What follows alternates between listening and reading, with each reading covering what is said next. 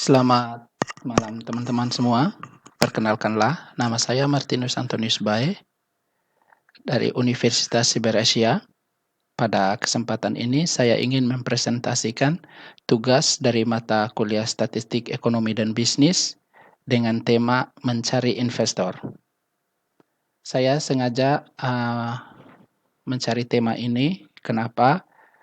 Karena sekarang banyak orang yang mulai tertarik akan investasi saham. Baik, di mana pada kesempatan ini saya akan menjadi bagian dari perusahaan Indofood untuk mencari investor. Pada kesempatan ini saya ingin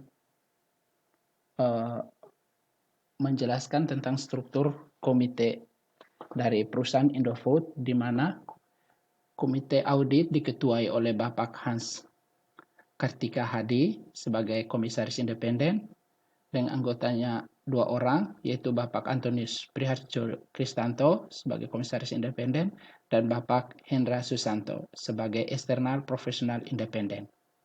Sedangkan komite nominasi dan remunerasi diketuai oleh Bapak Antonius Priharjono Kristanto dan beranggotakan 2 orang, yaitu Bapak Franciscus Walirang sebagai komisaris utama dan Ibu Melia Setiawati sebagai General Manager of Compensation Benefit and HR Administration. Oke. Di slide ini sekilas saya akan menjelaskan tentang Indofood. Mungkin semua orang sudah tahu kalau Indofood adalah perusahaan yang memproduksi mie instan favorit masyarakat Indonesia dan juga masyarakat belahan dunia lainnya, yaitu Indomie.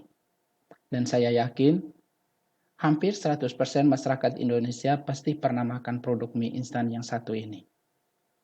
Di mana karena selain harganya murah dan porsinya yang cukup, hal lain yang membuat Indomie sangat populer adalah rasanya yang nikmat dan selalu tersedia di mana-mana.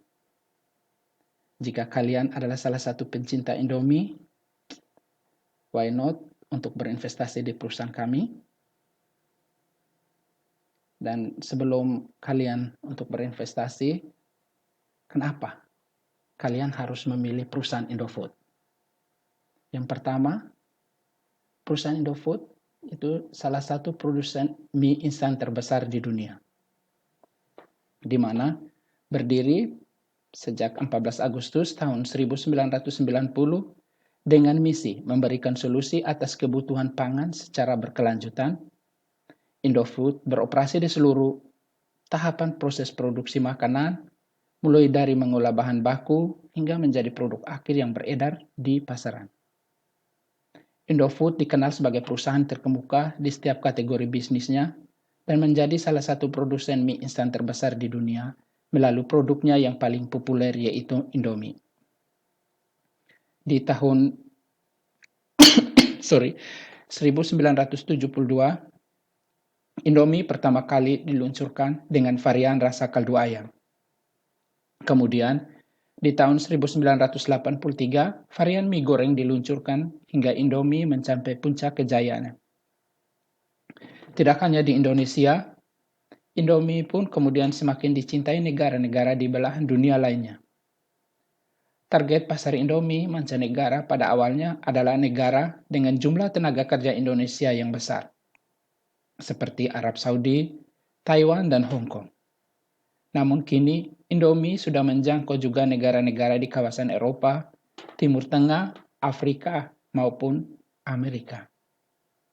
Dan alasan kedua itu memiliki 4 grup usaha, di mana yang pertama itu grup produk konsumen bermerek, itu untuk memproduksi dan memasarkan produk konsumen bermerek sebagai solusi praktis bagi konsumen di segala usia. Selama beberapa dekade, sebagian besar merek dari grup CBP berhasil memimpin pasar dan menjadi top of mind di masing-masing kategori produknya. Produk-produk ini telah mendapat loyalitas dari jutaan konsumen, di antaranya produk mie instan, susu, makanan ringan, penyedap makanan, dan lainnya.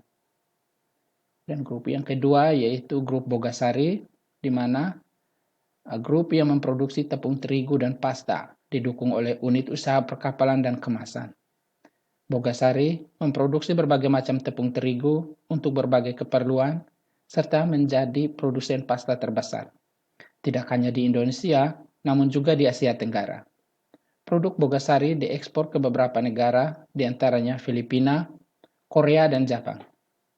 Ketiga yaitu grup agribisnis dengan kegiatan utama meliputi penelitian dan pengembangan, pemulihan benih bibit, pembudidayaan dan pengolahan kelapa sawit, hingga produksi dan pemasaran produk minyak goreng, margarin, dan shortening. Tidak hanya itu, kegiatan grup ini juga termasuk pembudidayaan dan pengolahan karet dan tebu dan tanaman lainnya. Dan yang keempat yaitu grup distribusi, di mana dengan jaringan distribusi yang paling luas di seluruh Indonesia, sebagian besar produk konsumen Indofood dan anak-anak perusahaannya didistribusikan melalui grup ini ke masyarakat. Dan alasan ketiga, Indofood termasuk ke dalam kategori saham blue chip. Saham blue chip itu dapat dikatakan sebagai saham unggulan, yaitu saham-saham milik perusahaan besar yang memiliki fundamental dan kinerja yang baik.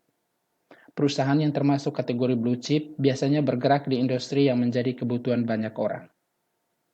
Indofood yang sudah terbukti menjadi perusahaan unggul di sektor bisnis food and beverage di Indonesia mungkin bisa menjadi bahan pertimbangan jika akan memilih saham blue chip.